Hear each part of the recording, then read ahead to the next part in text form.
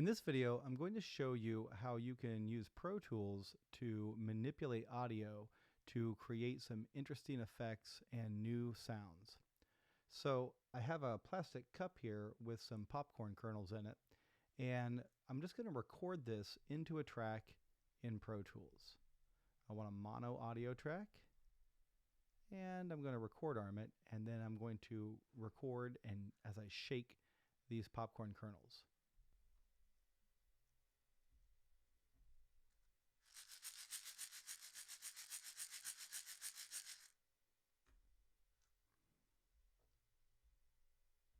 There we go.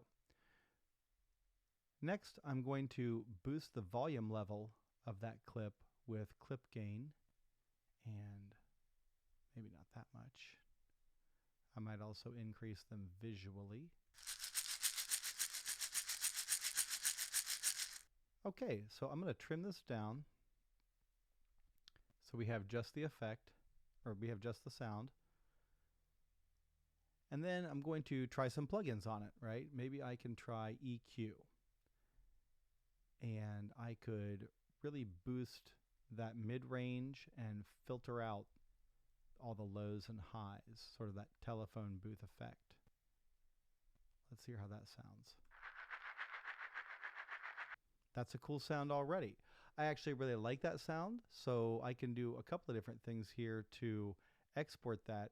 But what I'm going to choose is Bounce to Disk, and I'm going to call this Shaker Filtered.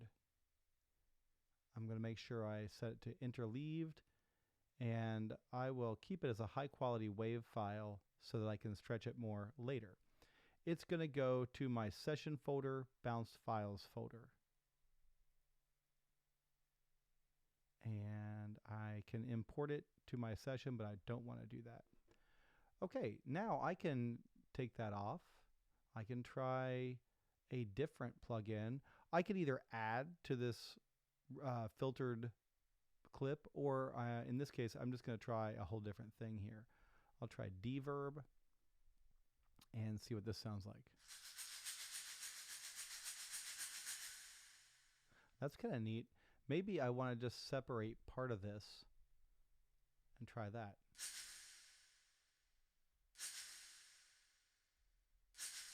I like that. I could extend the decay time quite a lot. Maybe I want to have a lower high frequency cut.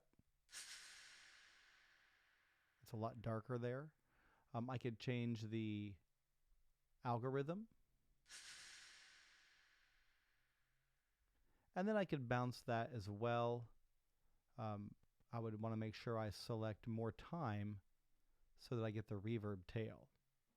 Now, you can go through any of the plugins in Pro Tools and affect the audio in lots of different ways. I'm going to show you another way to do this that doesn't use these kinds of plugins.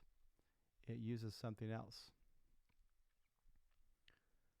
So down here at the track header in this blank box, if I click on that, this menu pops up and I have choices: polyphonic, rhythmic, monophonic, vari-speed, and X-form. You may or may not have X-form depending on which version of Pro Tools you have. These are all elastic audio algorithms, and they allow us to stretch the audio in different ways. So I'm going to choose polyphonic first. And then if I go to my trim tool and I click and hold on it, I can choose the TCE trimmer, and that stands for time, compression, and expansion.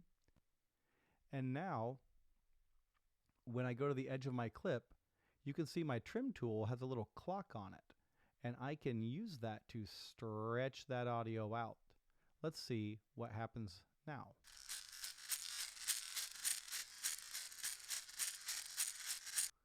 So it's stretched quite a lot. You can hear the audio artifacts in there. That's the sort of unintentional side effects of stretching audio outside of its normal bounds.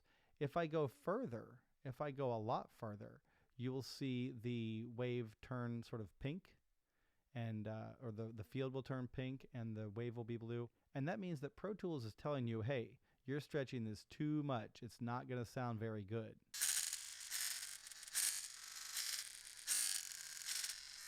And sure enough, it sounds pretty wild.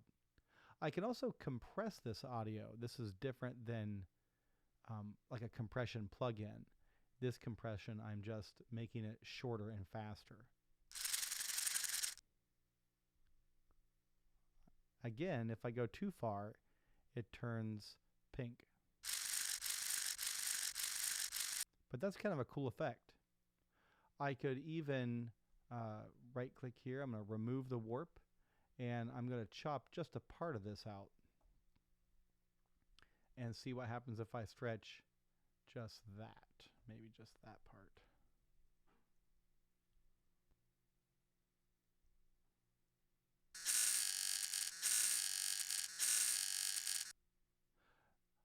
And I could pitch this up or pitch it down if I right click and choose elastic properties. This box pops up and I can adjust the pitch independent of the speed. I'm going to drop this by 24 semitones, which is 2 octaves. A semitone is a half step on like a piano keyboard.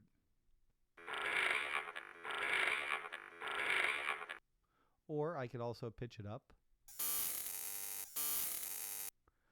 I could do a lot of different things, and of course your source material will have a great effect on what you can achieve with stretching.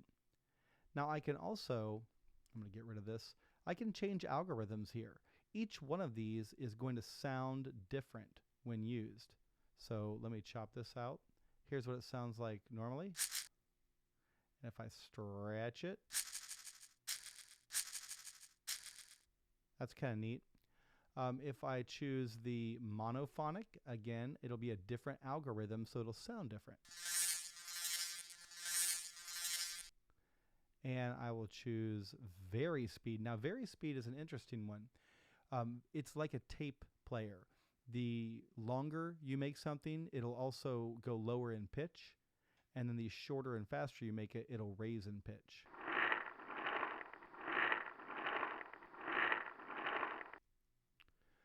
So if you're looking around for some sound effects and you want to make something really cool, you can just record. You can record like a Foley type effect, like I did with the popcorn in the plastic cup. You can make a sound with your mouth or your hands or something like that. You can do anything you can find that's creative, and you can put it in Pro Tools, and then you can use plugins, and you can use elastic audio and any other techniques you can find. There's really an unlimited array of choices you have in Pro Tools for manipulating audio. And then when you're happy with something, just go File, Bounce to Disk, and it will only bounce this selected part. So I'm going to call this Shaker Stretched 1.